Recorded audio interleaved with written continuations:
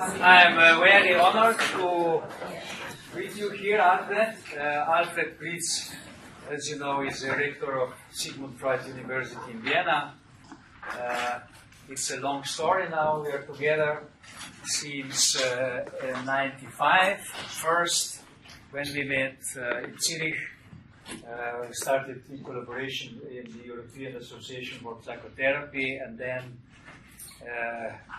umbrella organization in Slovenia, and then since 2006 Sigmund Freud University also in Ljubljana as a project. And as you know, then the accreditation in 2013. So we have a very interesting topic about the future of psychotherapy.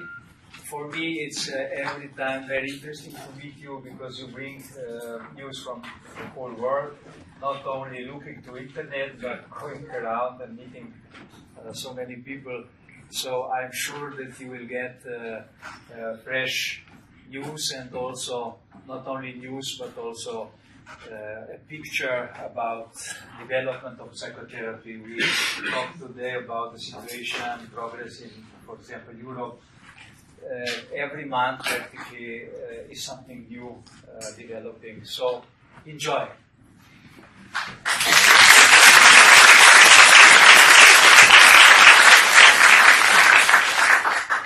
Thank you, Miran, and welcome, and special welcome to our Croatian colleagues from the my lecture today has to do with the question of how psychotherapy develops worldwide. And so I will do try to do it from a global perspective. And we will have about 35 minutes, and then we will discuss the topics. There are so many topics in it, you will see. For instance, with the first slide. This is the first approximation of how many psychotherapists are in the world. And you see there are many white spots, which what does not mean that there are no psychotherapists, but that we are lacking of information.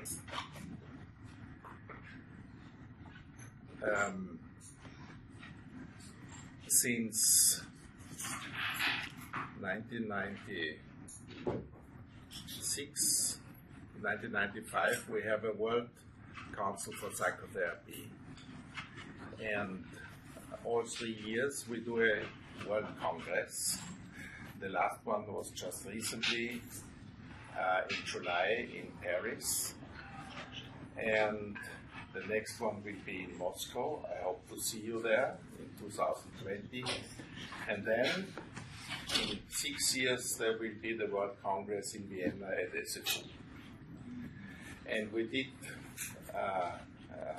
we started this travel in 1996, 1999, and 2002. The World Congresses with about 4,000 people in Vienna. I was organizing them. And then we moved to Buenos Aires, then to Beijing, then to Sydney, then to Durban, South Africa, and now was France, Paris, and Moscow and Vienna are waiting. And this gives us the opportunity to get information about the situation of psychotherapy in the diverse countries. Sorry. This I have to take, I will tell you why.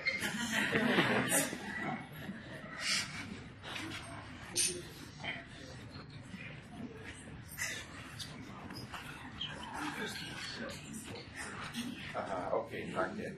Okay. Danke. Melden Sie sich, okay.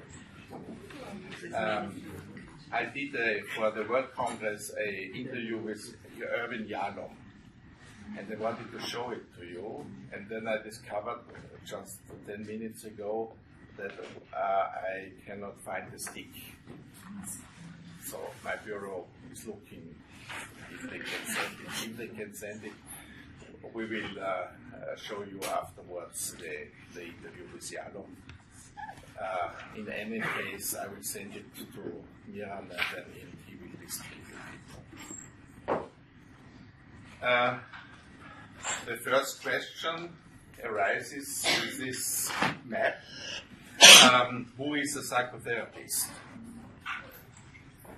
And I remember I'm now 41 years in the business of psychotherapy. And I remember times when there was said psychotherapists don't exist, psychotherapists we don't know, and psychotherapist is something for Hollywood, and so on. And the world has totally changed. In Europe we have now 12 laws about the psychotherapy profession.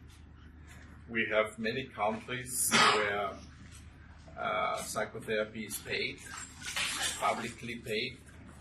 For instance, the Austrian Social Security spends in 1992, when we started with them, they spent nothing, and now they spend more than 100 million euros per year for psychotherapy.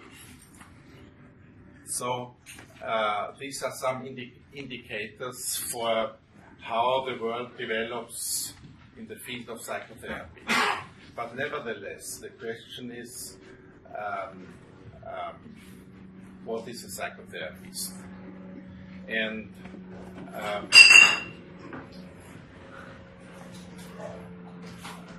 thank you very much. And when we go back into history, we could say that psychotherapy in a modern form is 200 years old. With Franz Anton Mesmer, he lived from 1736 to 1815. He was the first to do that what we would call today hypnosis, animal magnetism he called it. We would say hypnosis. He was very popular in the 19th century. All over were centers of mesmerism, and to mesmerize is still it's already a word in the English speaking world. So, and one of the teachers of Sigmund Freud, who is the second big man in the history of modern psychotherapy, was Charcot, who was also a hypnotist in Paris. I always say Mesmer is the grandfather of modern psychotherapy, and Sigmund Freud is the father of modern psychotherapy, because with him many psychotherapeutic concepts were developed. And what is important for you, I want to mention, because also our SFU studies are based on this article, not by knowing it, but afterwards discovering it. Sigmund Freud was publishing an article in 1926 on lay analysis. You know what lay analysis is? Lay analysis is done by non-medical doctors at that time. And Sigmund Freud was publishing an article where he says, because there was a question, is it possible that non-medical doctors do psychotherapy? Which sounds ancient, but this was a hot topic. And this hot topic was already laid down in 1868 in a law in the Austrian-Hungarian Empire, saying, it's concerning with hypnosis, lays and surgeons are not allowed to do hypnosis, only medical doctors. At that time, the surgeons had a very big position. That has changed also dramatically. And in this article of 1926, Sigmund Freud says a medical doctor is also a lay toward psychoanalysis as long as he has not learned it. And the last 90 years, this was a big debate around the globe, but especially in Europe, to define who can do psychotherapy. And in the meanwhile, the position of only medical doctors can do psychotherapy is finished. Then the second group came, psychologists, and said, we are the ones. But also this debate is finished. Many other groups can learn and practice psychotherapy.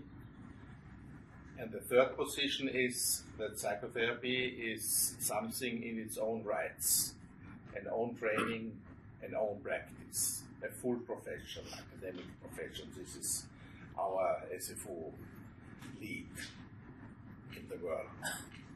So we realized what Sigmund Freud was writing in 1926, that when he is writing, in future times there will be training of psychotherapy at universities. But he himself did not realize it, and we realized it. Interesting, isn't it? And we didn't know, for instance, that we got to know it afterwards, after we founded SFO, that in the 80s of the last century, 1980, there was a group of people who tried to do the same in the US. There's a famous book called New Horizons in Psychotherapy. They also had the idea of putting together several professions and developing a core training of what psychotherapy needs. So under this auspices, it is interesting to see this map, because the origin where psychotherapists come from when they start psychotherapy are very inhomogeneous. In Latin America and also in North America, there's a big tradition of psychologists who learn psychotherapy. But there are also other social workers and others who learn psychotherapy. And more they also develop academic master courses for instance, in Mexico, in Costa Rica, in Uruguay. That means the idea of academization of this profession is in the head of the people. Not only here, in Ljubljana, in Vienna, but also in Latin America and also in Asia, in China especially, and in Africa. We have a collaboration with a branch in Nigeria, for instance. But still, the standards of training are worldwide very diverse. I remember when we did the Austrian psychotherapy law in 1990, we had a discussion with the minister, and she was asking a psychiatrist, can a psychiatrist do psychotherapy without training? And he said, yes, a psychiatrist is eo ipso a psychotherapist. Tempi passati. It's long ago, and no one discusses this anymore. That someone can do psychotherapy without having a proof in training. But how much?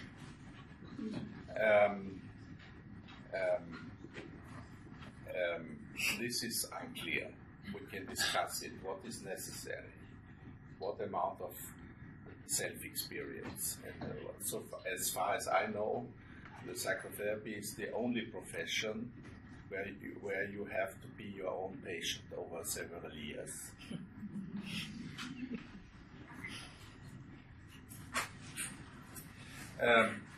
There are, especially when we look to Africa, Africa has a great tradition in different types of emotional and mental healing. What we call witch doctors or sangomas, they call it, or marabouts, etc. There are different expressions for this kind of faith healing, mental healing, emotional healing. But they have now organizations in Africa also, umbrella organizations for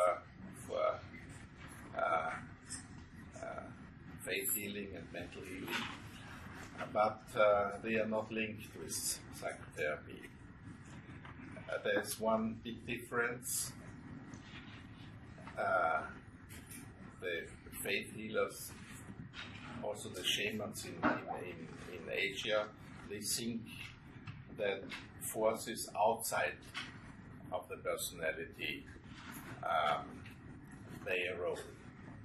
And we Westernized psychotherapists, we think the forces are inside.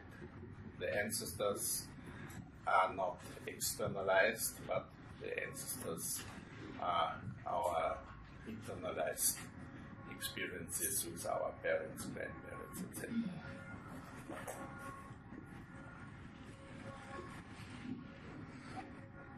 This is very interesting because when you saw the map, you cannot see. You can see that some countries have more psychotherapists than others. But we looked for a citation index. How many, as there is one of the legs, there is no citation index for psychotherapy only.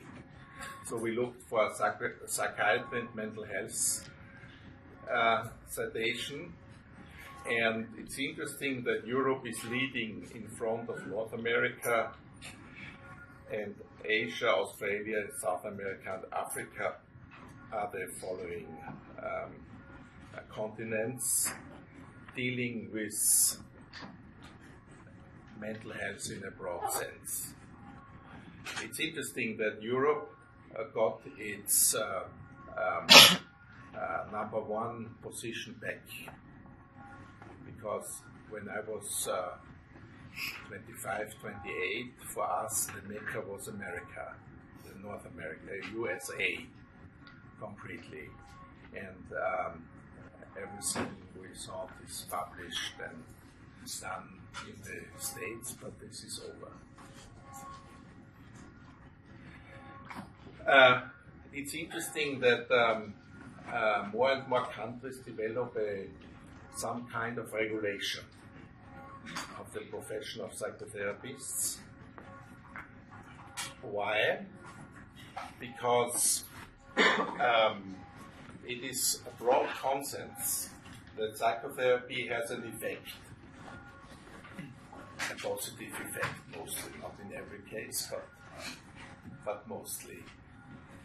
And therefore the health officers want to have a security that those who do psychotherapy skilled. And so a lot of laws were already done: Austria, Belgium, Finland, France, Germany, Greece, Italy, Netherlands, Sweden, Switzerland. It's interesting that all laws include medical doctors. So don't exclude medical doctors, but include medical doctors. But all laws include also psychologists and the most of them other professions, like social workers, teachers, priests, nurses, etc., which are allowed to start the training. In preparation, and this you should keep in mind, I will inform you when it is done. At the moment, there's a big reform in Germany. And the reform looks like this, that there should be a law in beginning of next year, presumably. The draft is already out, that psychotherapy is a study at university, a bachelor and a master study, and those who want to have special contracts with the Social Security have to do some more courses afterwards. I was very happy when I saw it because they copied our SFU model, and it should become a law in Germany for all psychotherapists. The idea of them, I had discussions about it with the colleagues in Germany, is that their goal is to be professionally on the same level than a specialist in medicine. And it was clear when there are several professions, or psychology and then psychotherapy, that they cannot show that this is a full academic profession, because it's another profession, psychology or social pedagogue, and then psychotherapist. Then it is always a second profession which never will reach the position of a specialist, like a specialist in medicine. But with bachelor, master, and specialization afterwards, they can show, and this raises also the income of psychotherapists. This is their agenda. But I think it's a very reasonable agenda, and it will have a big impact on the future of psychotherapy. And I know that the Croatians are also working on a draft. Yes, and we are very close now. You are very close now. And also in Slovenia, the talks are nearly endless. But there is a move to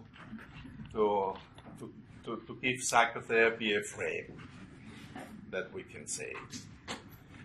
And not only here, I had the honor to work on a law in China with the Chinese colleagues on mental health, and I brought in the issue of psychotherapy. And it's now written in this mental health law that the psychotherapy should be provided. It's not defined at all, but it exists. That is the first step.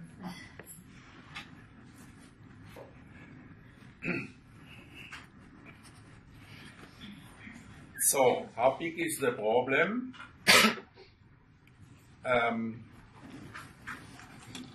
You see that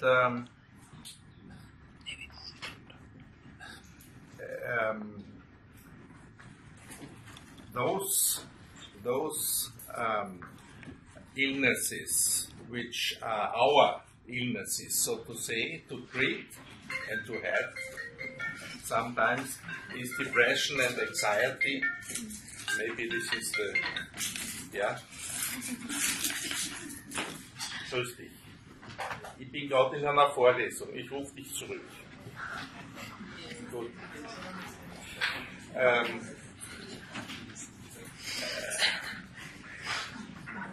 There is a survey in Europe, and up to 30% of the people have some kind of emotional or mental disorder which can be treated by psychotherapy.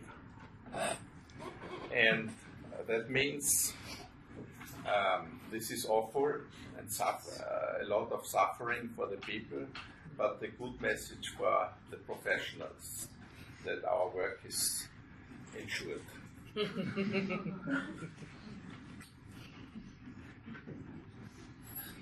Here again, you can see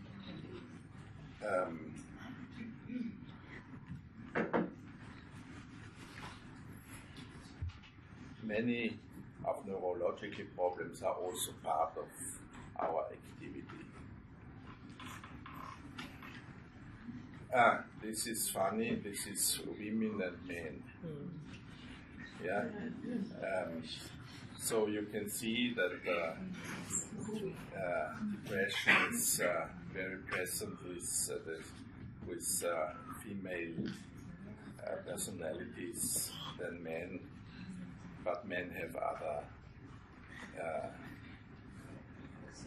What is here?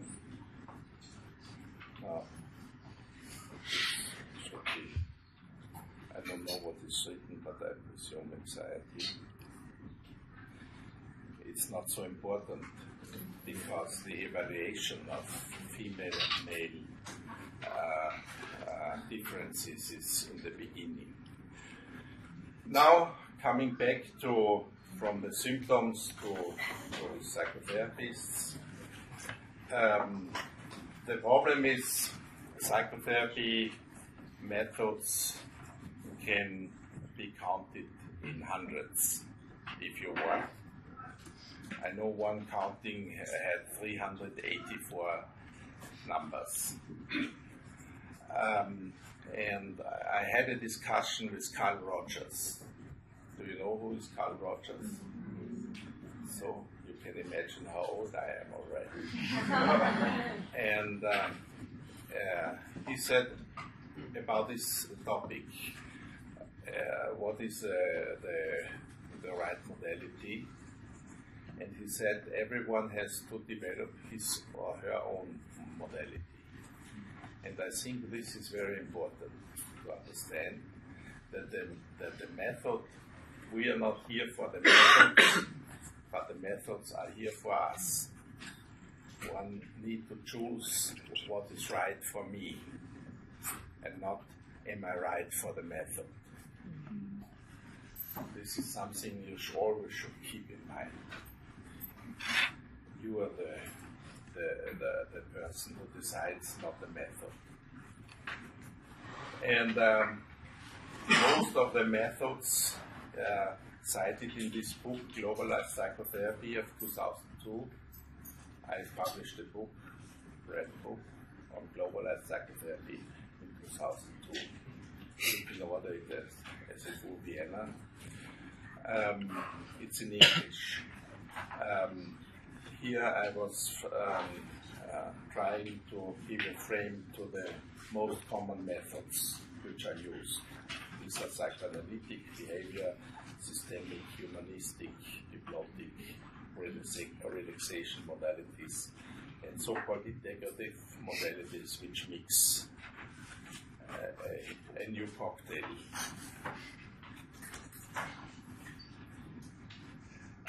We have a tendency, I don't know, fortunately or unfortunately, it's in this case the same, to develop modalities. Maybe you heard of Grave. Is Grave known here?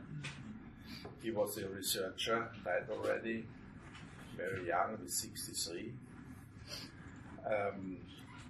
but he was a famous researcher, and he tried to develop a general psychotherapy, but finally came out with a new method, which, by the way, had no success, but this is another story.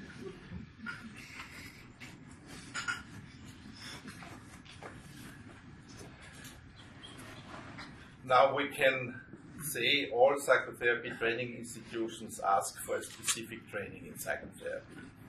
So the idea as a psychiatrist is eo ipso as a psychotherapist, this is over. It's ancient. It was already ancient 30 years ago, but it was postulated because psychiatrists had a big fear that they will lose their patients when psychotherapists will come up. It was not the case, but the fear was there. And there are three elements in every psychotherapy training. The one is self-experience, I said already. Self-experience everyone needs in this profession. Then theory and supervised treatment of patients. The amount of training hours differs from modality to modality, but agrees on some years of training. For instance, a little anecdote: when we constructed the Austrian law, we tried to define how many hours should be the minimum of self-experience. And we defined it with 250 hours. That the traditional psychoanalysts were very unhappy about it. They would have liked that we define it with a double. And the behavior therapists said we don't need self-experience. But we all sitting together, most of the schools had only 30 hours, 50 hours, so very low. The person-centered had just 30 hours, and so the systemics also were against self-experience. And so this was a very vivid discussion. Also in the European Association afterwards, Moni El-Kaim, who was the pillar of psychotherapy in Europe, also was against self-experience first, but later on he changed his mind. And so we said to the behavior therapists said we don't need self-experience. And we said, okay, but then you are not in this law. You are in a psychology law or somewhere else, but not in this law. Because this law asks for introspective activities in the training. And finally it came so that minimum 250 hours of self-experience. That means several years, at least 3 years of self-experience.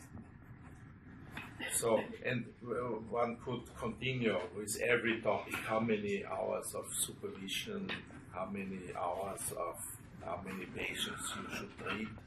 I remember, but this is not defined yet, how many patients should a trainee treat. I remember when I did my psychoanalytic training, we had to have 2 cases. And in SFU, because we have installed an own outpatient clinic, like in Slovenia, our students, when they are finished, they have about 30 to 35 patients treated. Short term, middle term, some also long term. So it's a total different situation when you grasp experience as a trainee under supervision. And this should be the goal from my point of view. And I'm proposing it, we have a change in the Austrian law, proposing that every training institutions should let's say condemned to have an own outpatient clinic. I often say psychotherapy studies are like dentistry studies. Dentists learn how to work in the mouth, and we are learning how to work in the soul. And for that, we need supervised practice, and the more, the better.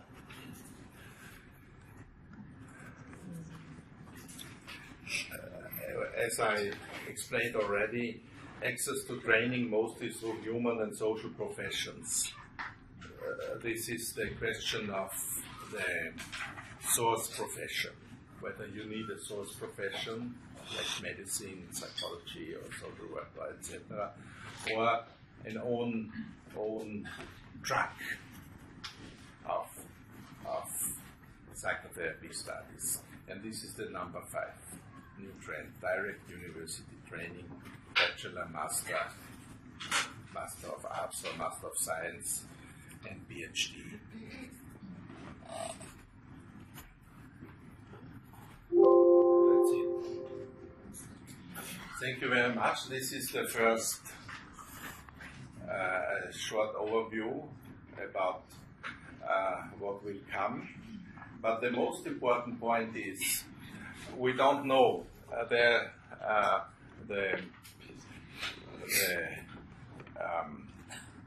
character of giving a prognosis is very unsecure because it belongs to the future, and effectively we don't know what will happen. But what was in my life important, and I hope is also in your life important, is to become the subject of professional history, not defined by others, but defined by ourselves. And this is we are on the way to do it, but it will only happen when we do it.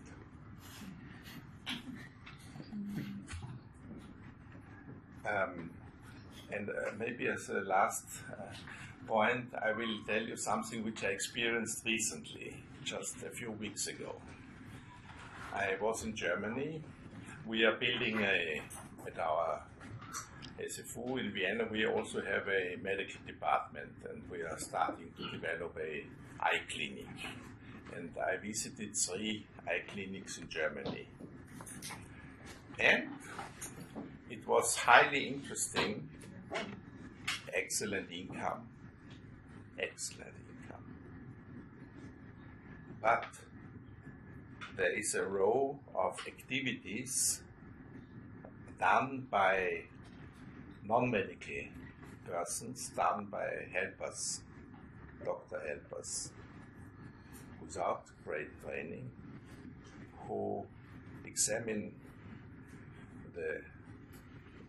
with machines the eyes, and out of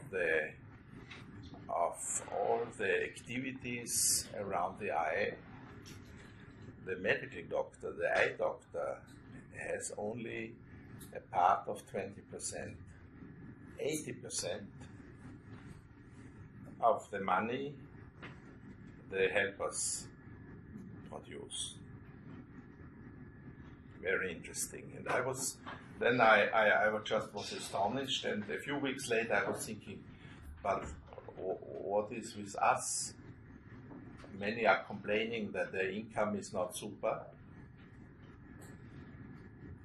So the income of an eye doctor is maybe 2,000 euros per hour.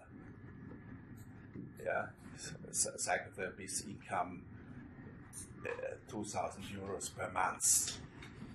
So this is the imbalance of this example. And I was thinking, why don't we develop also this kind of chains for our patients? These producing chains. For instance, we could ask our patients to do a computer test. We need not to work on it because the computer works and the result is printed easily. We could also suggest our patients to do biofeedback. It's also easy, etc., etc. So, but we are always focusing totally only on vis-a-vis sessions.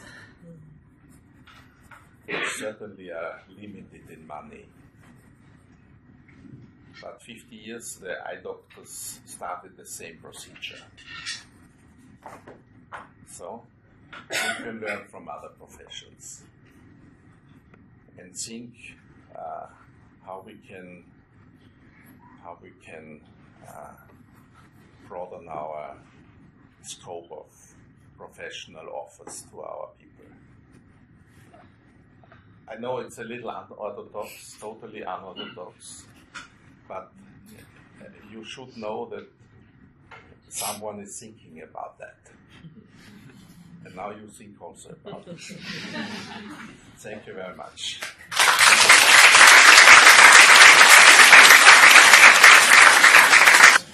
Now we have plenty of time, yes, half an hour to discuss the topics and to ask questions and maybe to say things you never said. So, who will be the icebreaker?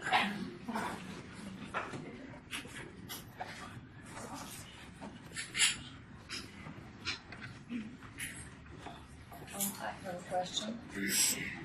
You said that Carl Rogers said that everyone should create their own modality, but if I, for example, choose to, once I start working, to use some of the psychoanalysis techniques and some of the systemic dependent on the situation, will that be monitored? I mean, what I'm asking is,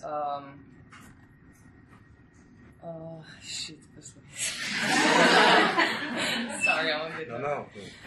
Will it be monitored? What we're doing? Can we just, When you are finished with your training, you yes. There are certain steps to a modality that Yes. you should choose, and those will be like in the law or not. Sorry, I'm blabbering. Do you know what I I'm trying understand to you say? very well. Okay. I understand you very well. When you ask, you can ask here, experienced psychotherapists, they will all say, I'm not working pure. Yeah. I mix, make available to the patient what I can, what I know, what my skills are. Okay. And when we see negatively, we could say we don't know about the negative influence of the daily newspapers on the psychotherapist's view of the world. Yeah? Right. So this is the negative side, Yeah. or some other experiences. So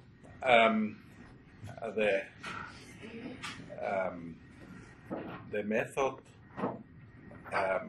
which you learn, you should learn a language. Mm-hmm. You should understand that what you learn. Mm-hmm. But no one hinders you to learn more. Okay, but can we invent our own language? To invent, Do we need training in everything that we try to do? What if we just get an idea what could work, but we didn't train? We read some books, we Yes. talked with some colleagues, and can we do that? Without who will say no to you? No, you should be encouraged. to develop your own view of the world. The only problem is when you are offering something which you don't know nothing about it. Yeah? I mean, this is a betrayal. But on the other hand, I remember very well, I was very well trained. And I had not the feeling that I was very well trained. The first 10 years, and the experienced ones will agree with me, I had the feeling I don't know nothing. I don't know the patients, but I'm interested in the world of the patients. And I know that this was the point, what the patients like, and which the patients could use.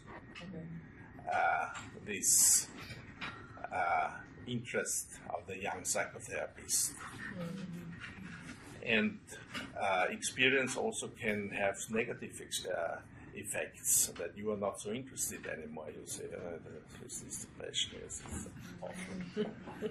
Yes, stop it. So, and not understanding what the patient needs. Yes. Because this is a very interesting topic. There is one study, Volker Tschuschke presented his on SFU Berlin, researcher. He was. Well, he collaborated with the Swiss umbrella organization, which made a big study. I think then 10 different modalities were included. And the study was very precise in the sense that they tape recorded the sessions, transcribed, made video, and then they have not only one series of people analyzed and then another controlled the analysis of the sessions. So it was very hard work, several years. And one question was how much the therapists adhere to their modality. And the results were astonishing. 60% of the interventions were non-specific. 20% they used something for other modality, and only 20% they were using their own modality. Isn't that super? Yes, it is a reality. Well, close to reality, let's say. So, go ahead.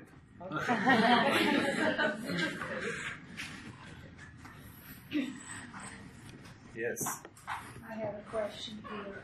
We've seen the map with different psychotherapists in different parts of the world, and I would like to know how much does the culture, the beliefs of that area color the work of the psychotherapist. For example, you mentioned in Africa the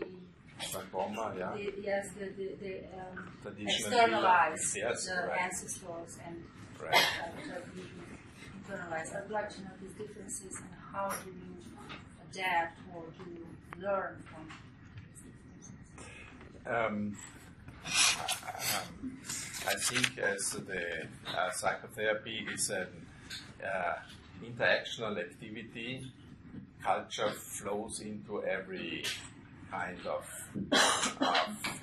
interventions. I had 2 years ago a discussion with the president of the Russian umbrella organization, and I said he's a very open-minded and very stable person and has a very good understanding of Russian culture. And I said to him, let's make a congress, a scientific congress on homosexuality. And he said, no, we can't. It's too dangerous that they bring us into jail and discredit psychotherapy. And that was quite a moving statement for me, because in Austria it would be no problem. I don't know where the limits of a society are. It's different. I was recently in Riyadh, in Saudi Arabia, And it was very strange for me and hardly to accept. We had there were ministers of Saudi Arabia, and in the auditorium professors, many female professors, but all on the right side of the hall, and all with a, how you say, not niqab, but not just the eyes were Veil. Just a veil. Hijab. And it was a very hot discussion, and the ministers focused very strongly also on the views of the ladies. But there was a camera going around and putting the faces on the wall of the speakers. And there were some Western professors, female. They were allowed not to wear this, and they put the faces of the Westerners on. But when a Saudi Arabian lady, a professor, very skilled, very educated, very clever, talked, the camera was not putting her on the screen. And that is very strange for us. And we were asked to give a psychotherapy training in Riyadh.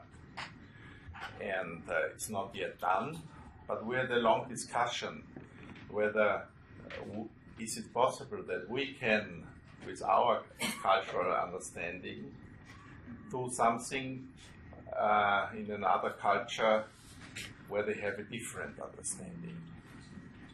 But this is vice versa around the globe.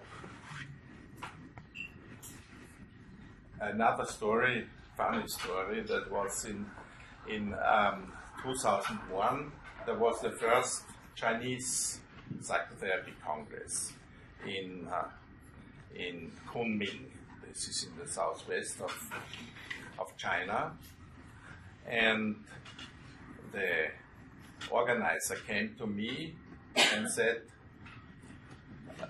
journalists will ask you, and they will ask you also about Falun Gong. I don't know whether you know that. Falun Gong. It's a meditation sect, more or less, from my point of view. There was a big issue in China, and he said, when you say that Falun Gong is good, you can forget psychotherapy in China. You see, they asked me, and I said, I'm here to study it. Then they were satisfied. You see, but this you can do with every.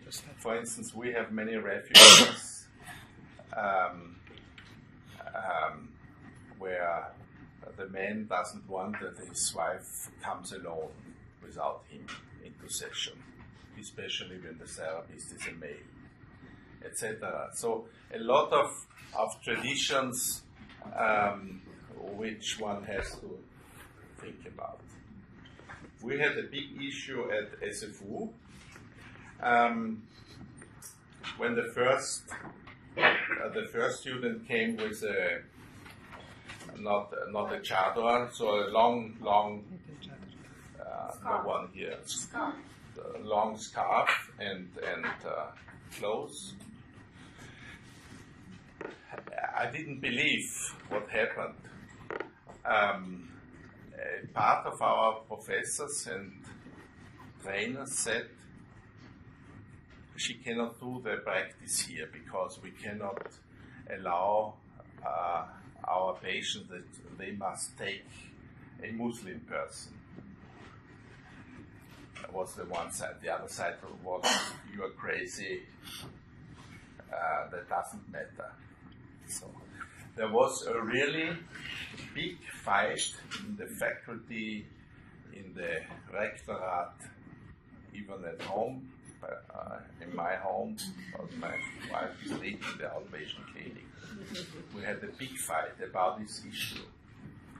And the savior was then our Dean for Science, Brigitte Sindeler, which said, let's do research on it.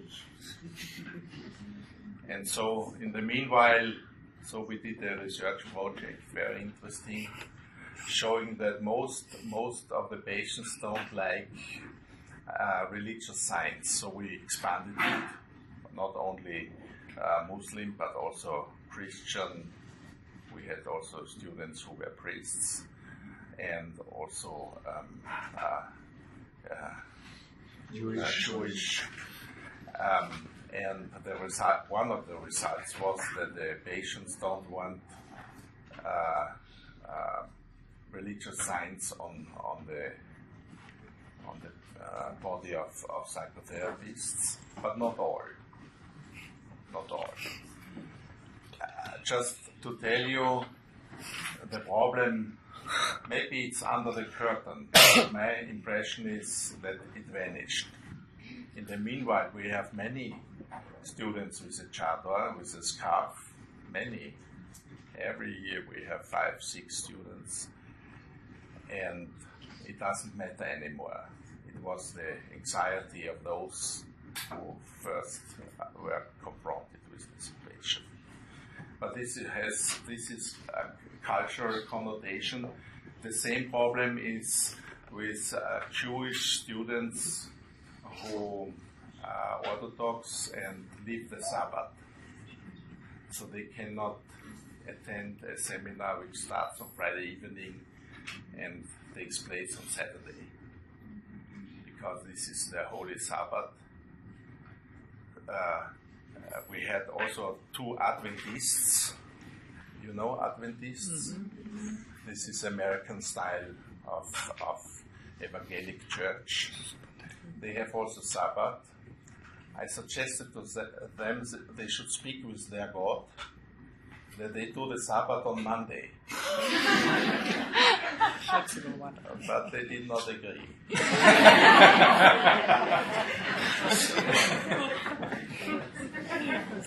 For the God didn't agree. So we had to organize other seminars for them.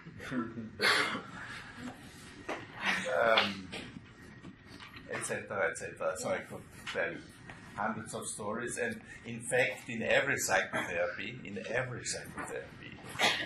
have to consider the culture of the person.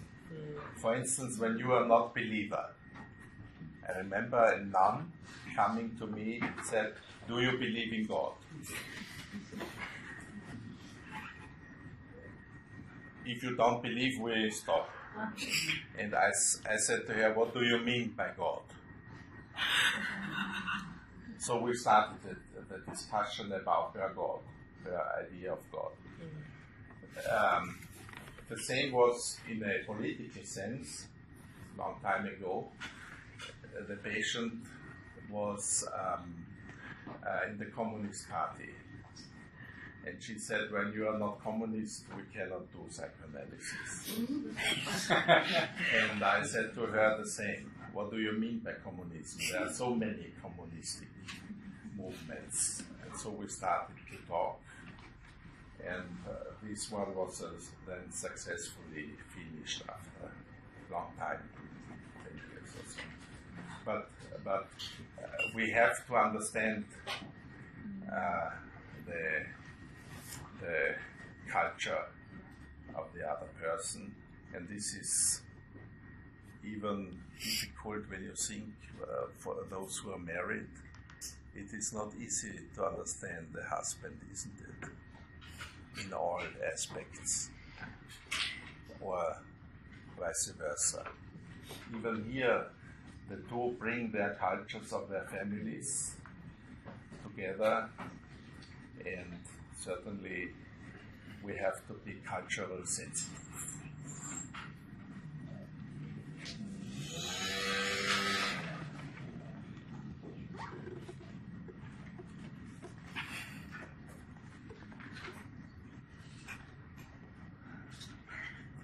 I mean, there is a... I could continue. Yeah, I can imagine. You can, just let me say this. There is a question of why did psychotherapy develop in Vienna, for instance, with Mesmer, with Freud, with Sigmund Freud University, etc. It's funny. Are the Viennese so neurotic, or are they so creative, or both?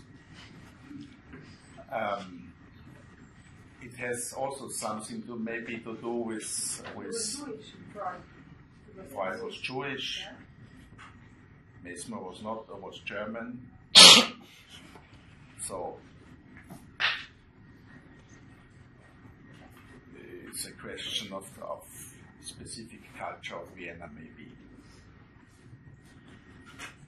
Probably it's a matter of environment. Yes. Allows Yes. to be overthinking. Yes. In this context.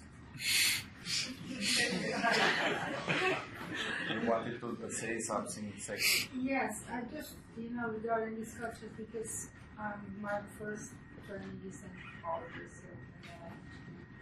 and you see, now in training, sometimes we hear the instructions or the beliefs which are not just the outside signs, but also the basic beliefs which are contrary to some cultures. For example, in Japan, it is not unusual in traditional setting to hit children because this is the way they learn.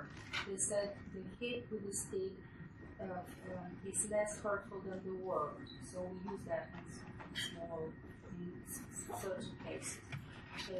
In Western culture, that's a big problem. It's a problem in schools now. It's a problem everywhere.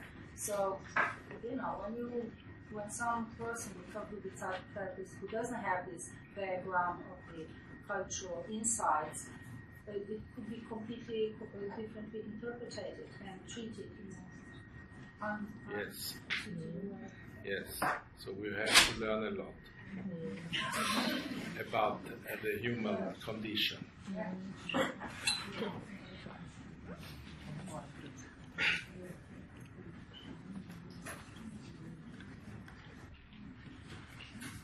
Was it understandable for the young ones? The lecture was understandable.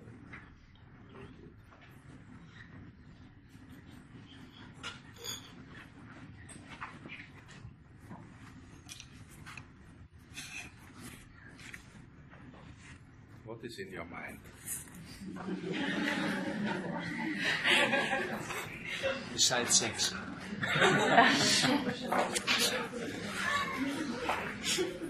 The funny thing is, the debate about who can do the psychotherapy here is not always, it just started. I think 1 week ago there was an article on TV, and it was not very well made.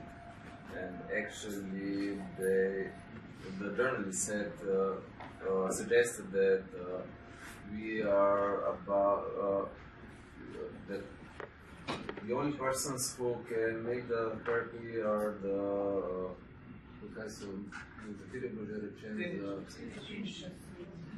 for clinical psychologists and the students of the SFO and the other universities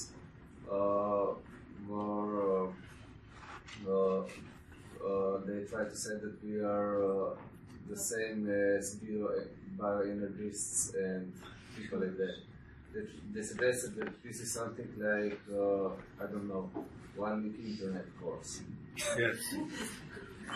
So I guess... I hope you called the journalist and the TV company and said what nonsense they are producing.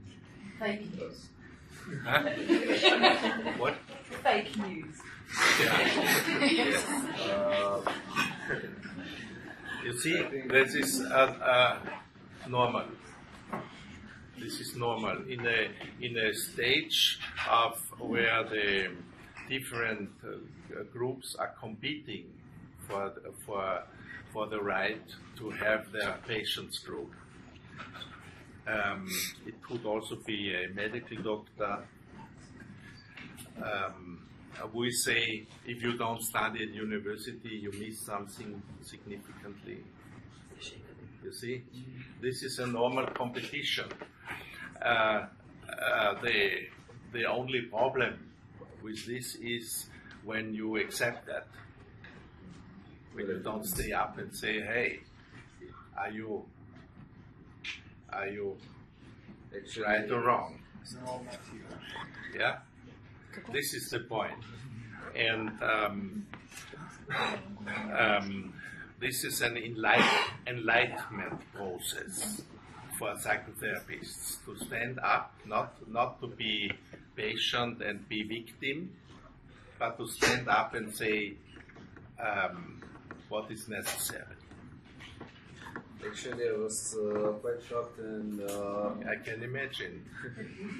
The journalist, I think she did not understand the topic she was making an article about. She was totally not understand the problem of psychotherapy. And right, and the competition around it. I remember when we fought for a law from 1985 to 1990, around 1987, there was published an article saying, triggered by the Chamber of Medicine, saying that psychotherapy should only be done because of secure reasons by medical doctors. And I was calling the journalist and said to her, "You're wrong. The problem is much more complex." And tried to explain to her, and then she said, "Can you write an article about it?" And so I did, and they published it, and we used these articles over years. So, just a hint.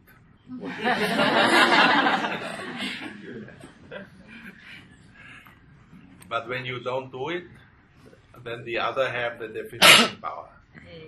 You must gain the definition power over psychotherapy. I remember the time when I started my profession. There was in the public and on TV the meaning, when you have an emotional problem, you go to psychiatrist. Psychotherapist not good. Then, with the upcoming of psychotherapists and successfully establishing themselves in the society, the drug companies, the psychiatrists and the public changed. And they said, well, when you have an emotional problem, take pills and do psychotherapy. Now we are already in the third phase. When you have a problem, go to a psychotherapist. When you maybe you also need medication, then together. You see, this happened in Austria in these 40 years. But it doesn't come out of nothing. One has to stand up and say, hello, we are here. Right? And the big fighters for that are here in this room. Miran and Janko, Bohak. Right? You remember when you started, Janko, 40 years ago? Yes. How awful it was?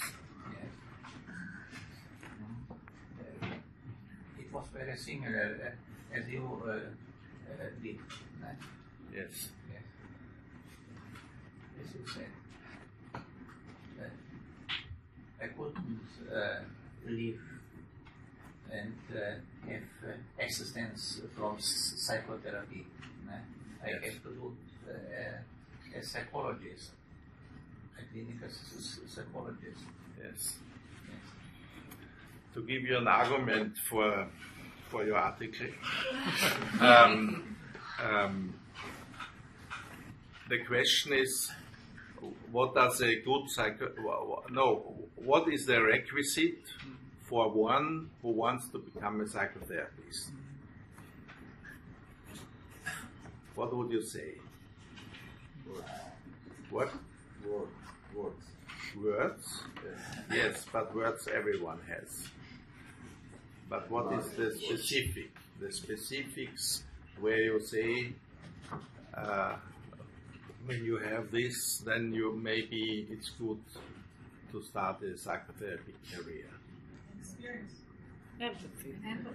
You see, empathy. Yes. Empathy is one thing. A second thing is how did you deal with crisis in your life?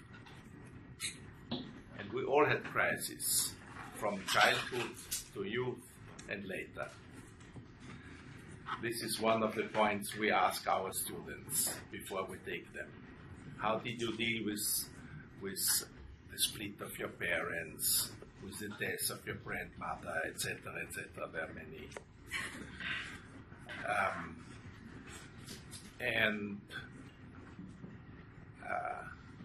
Another very important point is curiosity. I want to know where the blue flower is, where the bottom of the soul is. We will never reach it, but we can travel. And these aspects are good to start a psychotherapy career. And that has nothing to do, you can write in your article, that the clinical psychologist never had such an examination. Also, the medical doctors have never such examinations, whether they have this capacity to understand other people. So, it's easy in this context to develop such a frame for psychotherapists, core competencies of psychotherapists.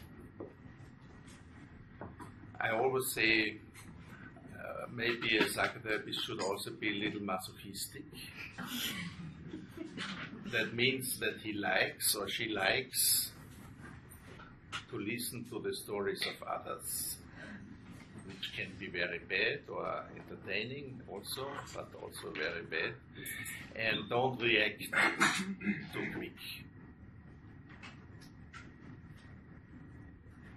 A little anecdote of my son. My son was 4, and I decided to show him what the psychotherapists do. And we went into my office, and he was really small and tiny. And I said, now you play psychotherapist and I'm the patient. And I came in and said, Doctor, I don't know what I should do. My wife doesn't understand me. And he said, oh, that's easy, leave her.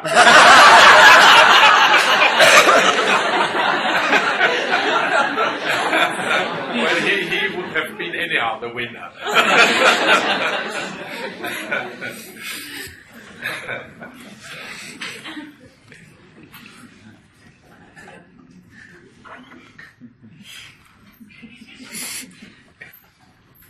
Did you listen to him? I listened, but it was too complex.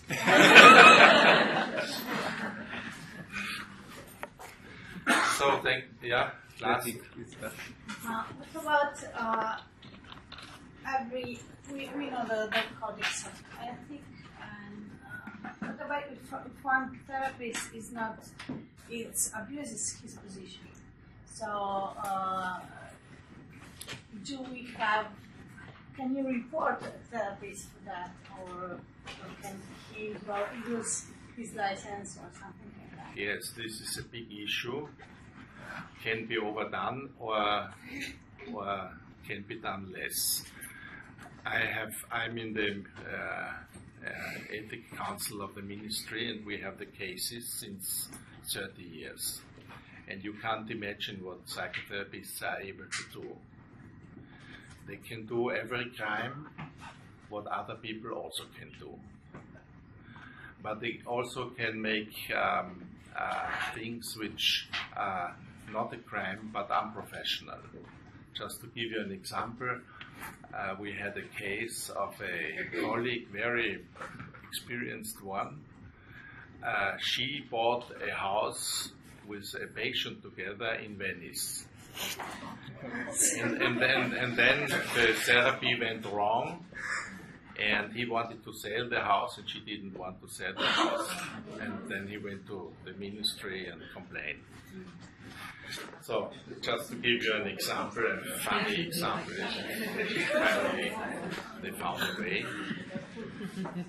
But certainly there are rapists who rape patients, but rape is in any case a crime. Because we had an article about therapeutical sex or something like that. Yes. If you allow, I would like to tell a story about that. There's a book which was published in the 60s. Unfortunately, it's sold out. It's called Sex as Therapy. And it was a liberal psychoanalyst who investigated 40 cases. 20 cases where the result was good. Patient enjoyed. A patient would fall in love and later on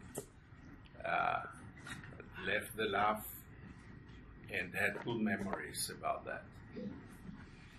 And 20 cases with awful results, with terrible results. And a very interesting book,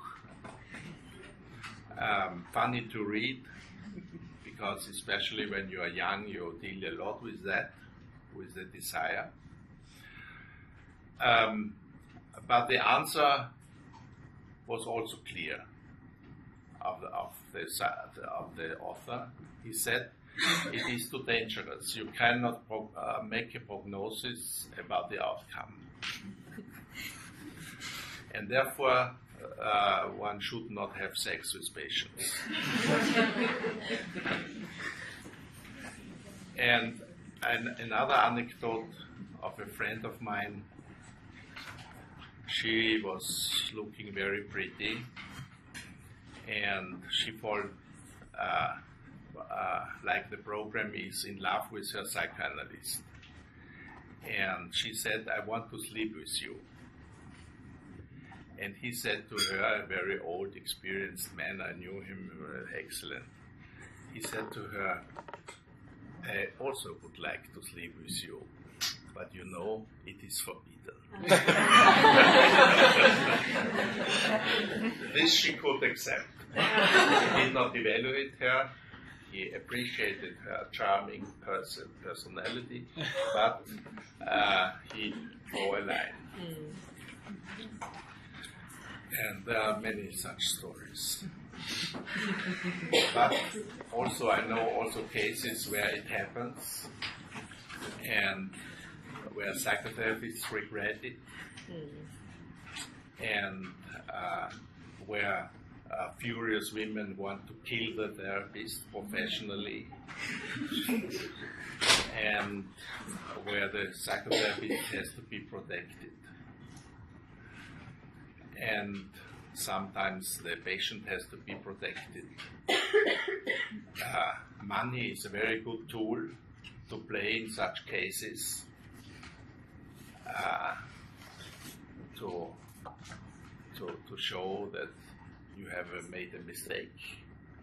You give money to the patient, etc. There are many possibilities to recover these situations.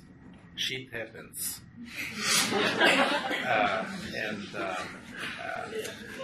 But it is not the end of the world. This is not the end of the world. But can someone report the abuse? Can someone report the abuse, actually, of power? It's an abuse of power. Abuse of power is also possible. I use sex as a tool for healing someone. And this is yeah. If I say I can do this therapeutic or something like that. So Yes. it's not ethical. It can be report the abuse. Yes, I know such a case. He was in the European Association of Psychotherapy, a delegate, and it was the rumor that he has the argument to the patients, this is good for you and helps you. And I didn't believe because he was really ugly. and without any erotic tension.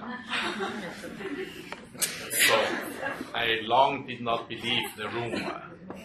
But then the rumor was more often, so I asked him, is it true that that the patients put off their clothes? He said yes, a body psychotherapist. Yes. And I said, and I heard that you also put off the clothes? He said yes. And I said, and then you, no, he said, no sex, just being together. I said, personally, I cannot believe. But then it was clear for me that there's something, as we say, in the bush.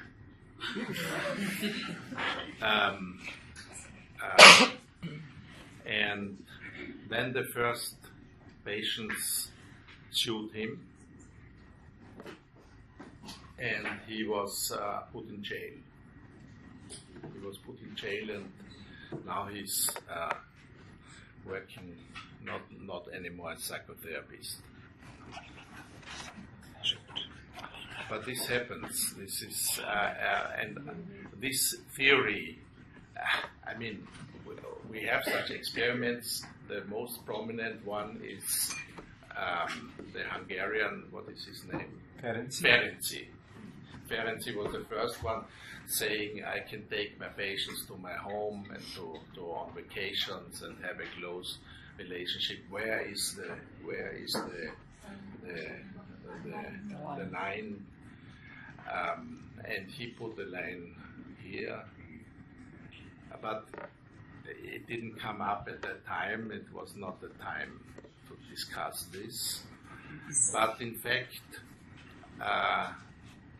it doesn't work. It can be a big joy. There's a book of a patient who wrote about it, calling I Slept with a God.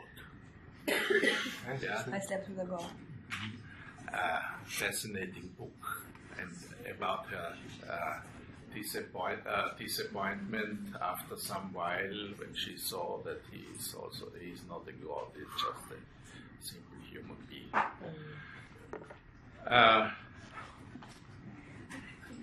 We can say that active sex doesn't solve neurosis, neurotic conflict. That I think we can say. And we are here to solve neurotic conflicts. The whole story? No. Only the end of the story. That we active sex doesn't solve emotional or neurotic conflicts. And that is the answer to it's not professional. It happens because we are all human beings, but it should not happen. Thank you very much.